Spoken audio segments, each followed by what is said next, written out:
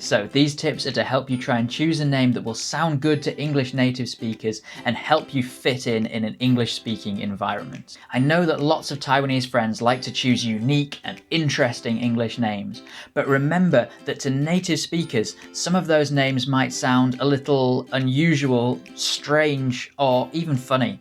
It's even possible that in a business environment, certain names might make you sound unprofessional.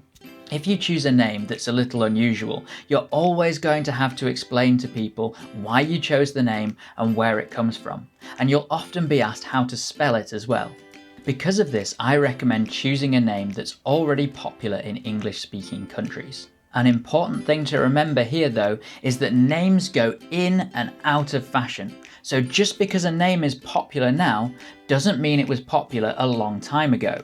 That means the best name for you to choose is a name that was popular around the time when you were born, as this name won't seem unusual to people who were born around the same time as you. The American Social Security Administration has a really useful website that records the 100 most popular boys and girls' names for every decade in the past 100 years. So my advice would be, if you're choosing an English name for yourself, think about the decade you were born in and then choose a name from the list of the 100 most popular names for that decade. And if you don't want to give anyone any idea about when you were born from the name you've chosen, there's also a page on that website of names that have remained popular for the last 100 years, from 1920 to 2020. So if you pick one of those names, you're going to be safe whatever.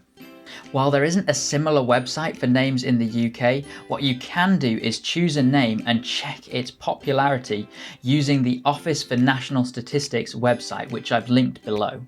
When you're looking at these lists of names, it's best just to pick one that you like the sound of and not worry too much about the meaning behind it. Most British and American people aren't that worried about the meaning behind a name, and many of them won't even know the meaning and etymology of their own names. Because of this, it's fine just to pick a name that you like the sound of.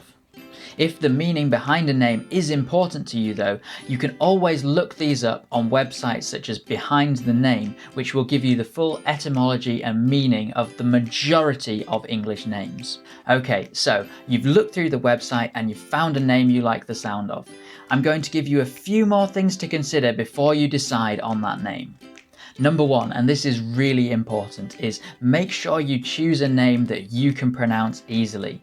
If you can't pronounce your name properly, people are always going to be asking you to repeat it or sometimes asking you how to spell it, and that's going to make your life a lot more complicated. Number two, it's quite similar to number one, but make sure you choose a name that you can remember to spell easily. You're going to need to write it a lot, and you don't want to spell your own name wrong.